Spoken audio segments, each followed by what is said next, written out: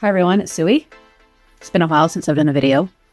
Kind of having a little bit of a different focus this month, so there's not been many videos being filmed or made. Hopefully I can get back in the swing of things soon. But today I did have a moment, so I'm going to do a video that I've been seeing kind of going around a little bit called 10 Books That Made Me.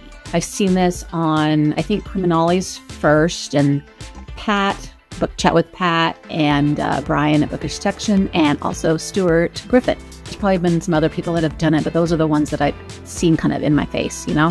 The idea of this one grabbed me. It's not really a tag, but it's kind of like a tag, I guess. But the idea of this one grabbed me because it's to think of 10 books that had a really big impact on your reading life, that kind of turned you into the reader that you are today. So I had fun kind of thinking of that. I'm a little bit stressed because I know I probably left something really important out, but these are the books that I came up with to do for this video today. I was trying to think of books that truly made me fall in love with reading and with books. There are other books that have had a lot of impact and a lot of influence, but maybe happened after I considered myself a reader or something. As most of the other ones have been saying, these are often books that we read as kids or very early on. There are a lot of stuff from way back when. I have my stack here, and I'm going to try and go in order, but I don't know if I really know in order. But there's lots of picture books, I'm sure, that influenced me. But the one I thought of is this one called Ferdinand. It's by Munro Leith. It did drawings and illustrations of art by Robert Lawson. This is a newer copy. I don't have the original version that we had at home. I wonder where that one's at. I think it fell apart, actually. And so I was really glad to get my hands on a book that you could actually flip the pages of. But if you haven't read this picture book, it's about a bull who lives in Spain, and he is captured to become a bullfighter bull because one day the people that go around and find the bulls for bullfighting saw him after he sat down on a bee and he ran around freaking out. And so they're like, oh, this is going to be a perfect bull for bullfighting. But what they didn't know is that Ferdinand really, truly doesn't like to run around, and he mostly likes to sit and smell the flowers. It just happened that day to sit on a bee. They capture him, and they take him to the bullfighting ring, which, you know, of course, as a kid, I didn't understand the whole implications of bullfighting, the animal cruelty issue of it. I just knew what I felt. And what I felt was that Ferdinand should not be there. And I felt so bad that he had to deal with this. And I knew that all he wanted to do was sit under the tree in the shade and smell the flowers. The reason I chose this book is because I remember it being extremely emotional. In the end, spoiler alert, because he doesn't fight, he just sits there in the bullfighting ring. It's because there was a lot of flowers in the lady's hair so he could smell them. And everybody got so frustrated because he wouldn't fight. So then they just let him go back home. But then he'd go back home and he could sit under the tree and smell the flowers in the end after all. So I was so worried about Ferdinand during this book as a kid. So I'm picking this one as my first one just because I think it was probably one of the first ones I felt such high emotion. I did feel a lot of emotion with Charlotte's Web and Where the Red Fern Grows, but I can't remember the incidents of actually reading them. Like, did I actually read them? Did somebody read them to me? I just don't know. So they weren't as solidified in my brain as this one. So this one kind of is probably the first one before even those ones. Those ones did not end up in my pile, but I kind of feel like they're very close. They were maybe honorable mentions. Let's see, what would be maybe the next one? Probably this one, Little House in the Big Woods by Laura Ingalls Wilder. This is the first book in the Little House on the Prairie series. I always wondered why it's called Little House on the Prairie series instead of Little House in the Big Woods, since this is the first one. And I think this might actually be the copy that I had as a kid. This was probably the first book I actually read by myself and was totally consumed by and wanted the whole series. I don't know how old I was, probably second or third grade is my guess. When I read these books now, I haven't actually read one for a while, but I think I read them to my kids and they're actually kind of boring. I remember it grabbing me and I was sucked into this life and these characters, and I absolutely adored it with all my heart. So this is truly the book that made me start being an actual reader, I think. Okay, then I remember absolutely loving The Secret Garden by Frances Hodgson Burnett. I cannot say her name. This is the copy I think I had. It's absolutely falling apart. I've taped it, which is probably bad because the cover's coming off. It cost $1.50, probably at the Scholastic Book Fair when I was a kid. Anyway, I loved the idea behind this story. The fact that she is feeling so lonely and sad, and she ends up finding a garden that she brings back to life in this place where she's living, where nobody's really paying attention to her. And she ends up bringing this garden back to life, and it helps the little boy that's also sick and needs help. It was such a romantic idea to me. She could make such a change, and that she had this secret garden. Love. And I've seen a musical for this one many times, and those songs are amazing. I don't know if you guys have seen the musical, but it's so good. So I was probably 12 or 13 by this time. I can't remember if I told this story already before, but we went on a family camping trip, and it was a way extended family. So like my dad's cousins were there. I didn't know these people at all because they kind of lived further away, and you know, the family was so huge. My dad talked to this guy who was his cousin, who was a librarian, and he told him that I was reading tons and I needed some ideas for some great books.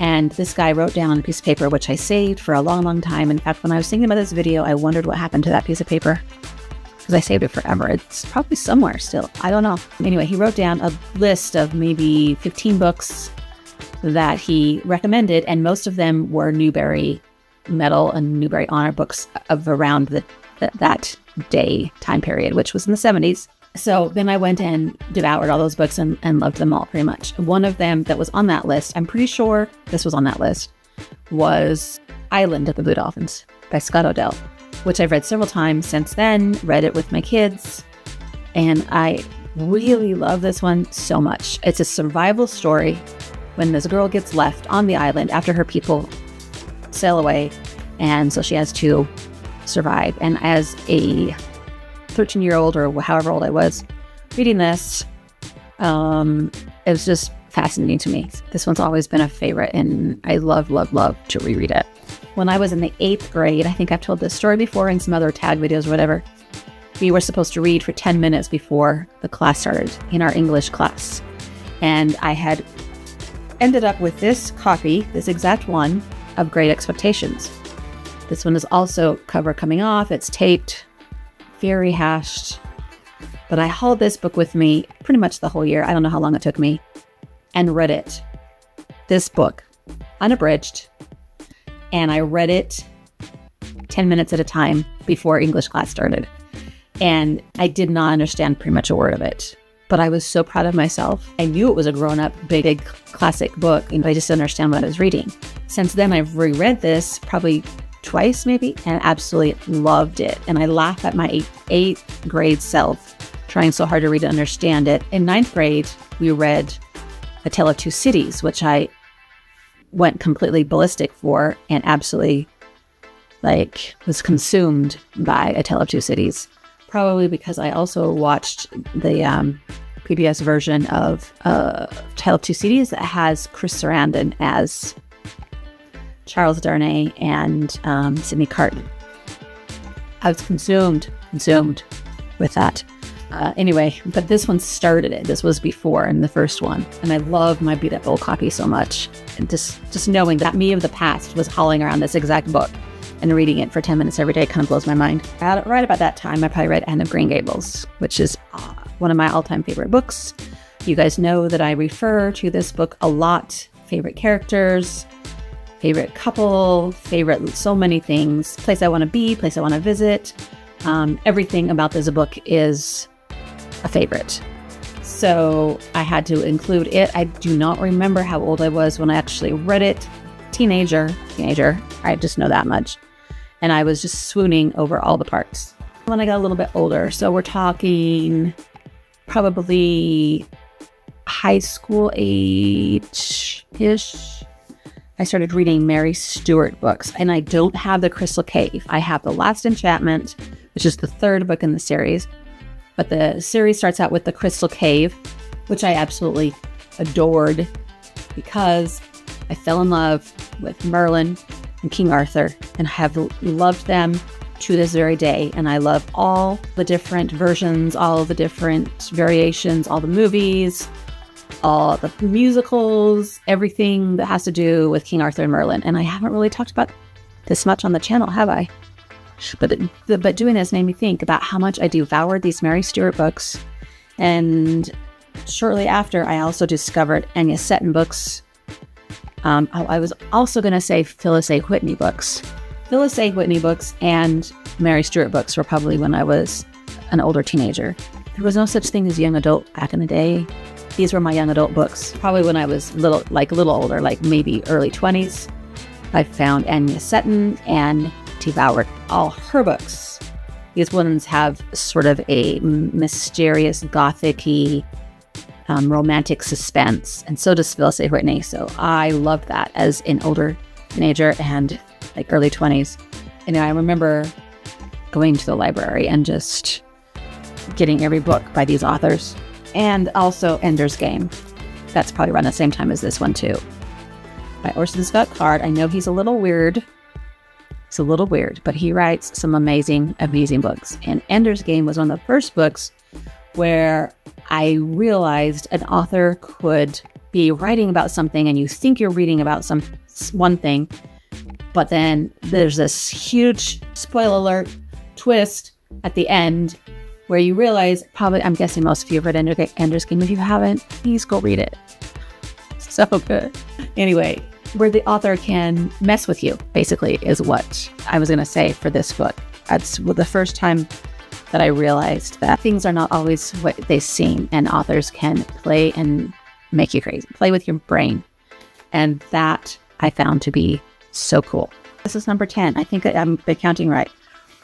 So this one is a little later in my life. I think I realized I was, quote unquote, a reader. Probably, I don't know if I considered myself one in high school because I felt like everyone was, right? I didn't think that was anything different or whatever. And then somewhere around in the 90s, which is when I was a young mom, in my 20s, I probably realized that I enjoyed reading and books probably a little more than the average person, maybe. From then on, I wanted to do something about it. And then that's when I started dreaming about having a blog about books. Towards the end of the 90s, early 2000s, I dreamed about that. It took me years to start, and I started in 2007. And right about that time, people were raving about this book called The Book Thief. I guess it was published 2005. So I got my hands on it and read it and realized that there is something amazing about an author's ability to use the same words every other author uses, to use the same words that we are all speaking, things that are coming out of our mouth. But he made it seem so different and so much more amazing than anything I'd ever read. Anything I'd read to that point. So yeah, so I was an adult by the time I read this one. It was right around the time that I was starting book blogging, and I had totally declared myself as somebody who read a lot and wanted to talk to the world about.